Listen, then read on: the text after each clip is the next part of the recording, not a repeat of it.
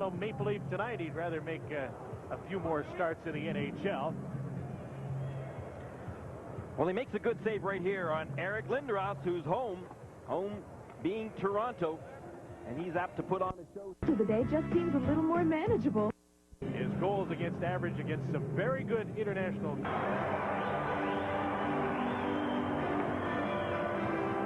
Oh, even if it is an exhibition game for the Leafs, feels pretty good to score. The Leafs had control of the puck all the way through the neutral zone. Watch where Bradley went to. He just looks for a little bit of open ice. No. So when Bullard fed that puck initially right across the ice over to Shannon, then a nifty little backhand pass on the part of Shannon, realized after watching Lindbergh that this guy has got some abilities. They signed him as a free agent last. Good shot, good deflection. Oh yes, and the fans can wave those Eric Lindros banners, signs, and sweaters. This guy's for real. He may have had a disappointing World Junior tournament, but he hasn't disappointed the Olympic team since he has come back with them. There was a pretty good example of why he hasn't disappointed them. He was parked in a perfect position to deflect that puck. Great hand-eye coordination. Well, tough to tell from that angle, but you could definitely see that Sean Burke's left pad was back in the net. Shot, but he worked his way into pretty good scoring position. Watch this play. Watch it develop. Good pass pattern. Todd Gill was able to take that puck. He was off balance at the time. He got on balance and was able to take the shot that he wanted. He caught Sean Burke giving a little bit too much room.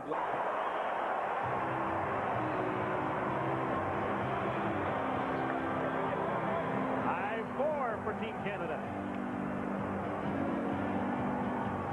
Boy, this Olympic team, as soon as they're scored against, they come right back. Mandeville made a nice play going to the backhand, but it was Randy Smith who came out of almost out of nowhere, out of the corner, to the left of Walmsley. And look, right there. First one was into an empty net. This one between the legs of Burke. 10:54 the time of the goal that ties the game 5. Number 22. I know Jason's a two-sport man, but Gilmore blasted it. Missed on the short side.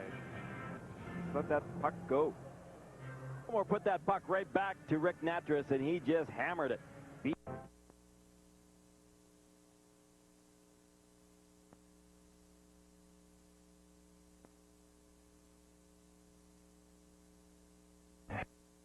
If you want your pictures to look this good, shoot them with the Sony TR Series Handycam.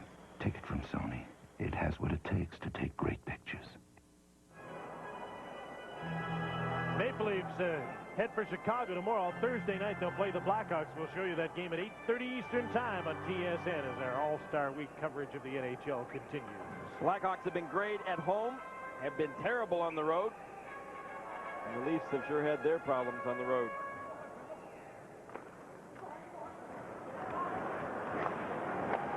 Five tie here.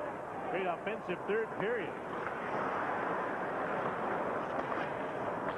4 goals for the Leafs, 2 for Team Canada. Here's Rob Cimetta with a shot. Burke made the save, way out to cut down the angle. Lindros is back for the puck. Pumped it ahead for Dave Archibald. With Patrick LeBeau, the back pass. LeBeau over the blue line offside. That caromed off a couple of legs, but it's 1-0 Toronto. Well, Dave Ellen, who is the kingpin on the Leaf power play with that hard point shot, I think this year has really developed a little more imagination at jumping into the rush or jumping off the blue line into the slot. And he did get a break, as not only did the Bruin defenseman touch it, but Andy Moog got part of it, but not at all. Raymond Bourque becomes the highest scoring Bruin defenseman in history, as I mentioned earlier, going past Bobby Orr. Bourque was the 3rd guy in the rush.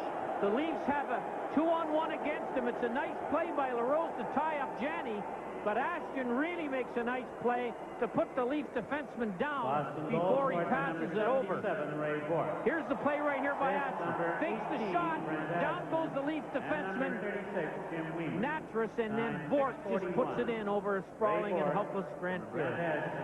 Ashton started when the Leafs Merwa saw, heard, or smelled Nyland coming at him and was a little too hasty making his play. Wasn't Nyland, my mistake. It was Brent Ashton, and then he just kind of flipped the puck up the boards. Weimer was there, and somehow that shot. And Andy has allowed 12 goals in his last 5.5 games, and you won't lose many if your goaltender can do that for you. Bruin into Fuhr and into the net. And what Rick Bowness and Raymond Bork are complaining about is that since McCowan caused all this to happen and the puck went in the net, they thought, and the centering pass is knocked out of midair. Bob Sweeney gets his 3rd goal of the year and his 2nd point in the last 7.5 games. It was a turnover in the neutral zone. It looked like the play was over as the shot by Duras was wide. Lazaro throws it across, and Dave Ellett either forgot that Sweeney was there or thought the play was over. And here's the sure sign of a guy who hasn't scored too many goals this year. Look at the grin on his face. If he did, this is the #1 stop of the night. No, he didn't. No, he didn't.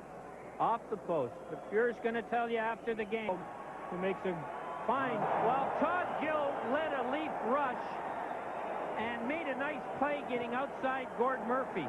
But then the puck was turned over, and the Boston Bruins got a lengthy 4-on-2 rush. And, of course, the 2 Leaf defensemen, one of whom is Gilmore, filling in for Todd Gill, has no chance. And that was a perfect shot. 4 Bruins against 2 Leafs and Grant Fuhr. And it's in the net, and this game is now 4-1. Now, there's the quick stick that you can remember Glenn Anderson having in Edmonton. This is not an easy goal. Watch it now. Gets it in here on a nice little pass from Gilmore and right out in front. So quick that Andy... Power play goal, 2-0 Toronto. Zezel gets his first goal in 10 games. He made no mistake about it. A terrific fake shot by Mike Bullard. Now Bullard makes the play after he gets the puck right here. Watch this fake shot. That freezes everybody. And then he throws it across in front to an open net. This number 22, Mike Bullard, and number 44, Brian Bradley. Signed 835. Peter Zezel from Mike Bullard and Brian. I think you'll see the call for Ron Hextall. Bill Dineen walking down and talking to him right now on the Flyer bench. That's Claude Loisel's first point in 28 games. He blocks Mark Howe's shot, recovers the puck, outraces Howe, and then wires one right through Regan. Regan started to go down, and you can see the puck found the hole and went in. Here's what Regan saw. And here comes Hextall. And Claude Loisel, Sundin went down the Flyer bench and got a hold of Hextall and said, get your equipment ready, buddy. You're heading in. 3 goals, 3 shots. That's right. With 3 shots and 3 goals, it's obvious a change is to be made. Regan, though, in his defense on that goal, he was looking at Savetta bursting right in front of him, and Loisel fooled him with a tough shot. But, Bob, the goalie has to play the shooter and let the defenseman worry about the pass. If you don't, they're going to score. He had a losing record as the goalie in the National Hockey League. He's had 5 groin injuries in the last 2 years. That's got to be a record. And Hextall, maybe, might have been the goaltender. Anybody in that light blue area. And you can see Howe and LaRose, and then Hextall gets in it and cuffs LaRose. So the penalty's going to go to 5 Huffman, won't allow the pass. And look where he is.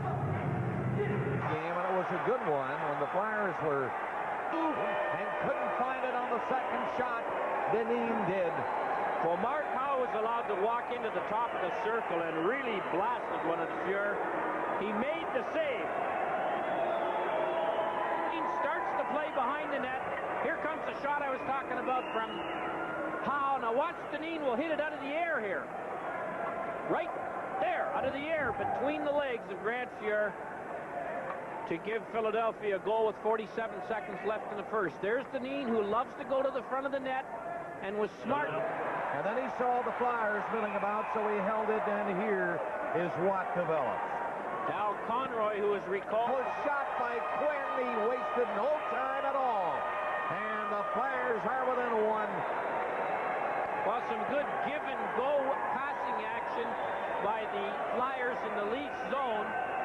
And you can see the Leafs defensive zone coverage broke down as Quinn was allowed to walk off the boards by Halkitis, and he put it up top. Mike Ricci, time 2 minutes even. Behind the play. Boyvan and McClellan, I think his first shift of the night. Didn't take long for Kevin to get something going.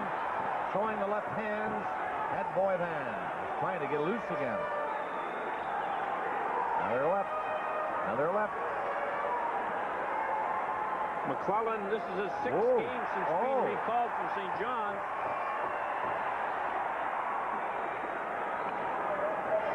They're going to break it up now, I think. And the fans get a taste of Kevin McClellan for the first time tonight.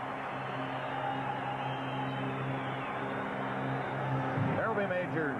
We'll be right back after this minute. More in to get the puck, and Galley fires them right into the glass. That goal. And the puck comes off Hextall's shoulder, and Mark Howe, coming back into the play, kicks it right into Hextall's glove. But look at the size. Power play again. 4-2 Toronto. Well, Daniel Marois on a quick pass from Anderson, who took a shot that was wide of the net. It came off that orange part of the lower part of the boards. It's very lively on shots like this. A low, hard one by Ellen. And before Mark Howe could get to Anderson, he gets it over. And the Philadelphia defenseman in front of the net is slow getting to him, Duchesne, but he's too slow. You got to find that guy in front of the net before the point shot. It's too late after. Here's a good illustration of what I'm talking about. Score! A breakaway pass for Dave Brown, and boy, you don't see Brown getting behind everybody that often, but he made no mistake that time, skating in on Fuhr and getting to within one of Toronto again. Well, Toronto Maple Leafs are one of Brown's favorite teams to play against. First, most of the guys don't want anything to do with him physically. And second, this is his 5th goal in his 17th game against the Leafs. And Bob, he looks like he knows what he's doing on that one. Brown and Fuhr played together in Edmonton, and I wonder if Brown remembered, a forward, the only guy back on this 2-on-1 rush, and Grant Fuhr makes a spectacular stop. Gilmore can't stop the pass across. Huffman thought he had the goal. And I've said it 100 times before, and I'll say it again. It's tough to get the big goal once the hockey game started on Grant Fuhr. The goal that might sink you. And that could have been it. But Fuhr wouldn't give it to him. Well, Anderson, the Leafs are up 2 again. While these two guys, Gilmore and Anderson, played against each other for a good number of years in Calgary. But I don't think either one of them have played any better with anyone else than they're now playing with each other. Anderson starts outside. The defenseman, Kartner, drops it to Gilmore. Gilmore walks in between Quinn, Boyvan, who makes a terrible attempt at a check and sticks it in on the short side, beating Hextall. Boyvan's got to come back and play the man. Hextall started the lean to his right, and that was just a goal! 1 for 1! That's going wild! Goal!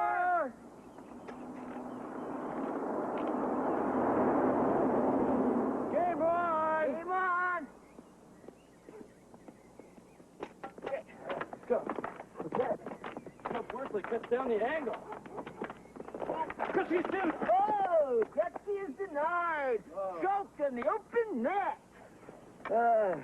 Uh-oh. Incoming. Stacy, 10 o'clock. Hi, Wayne. Hi.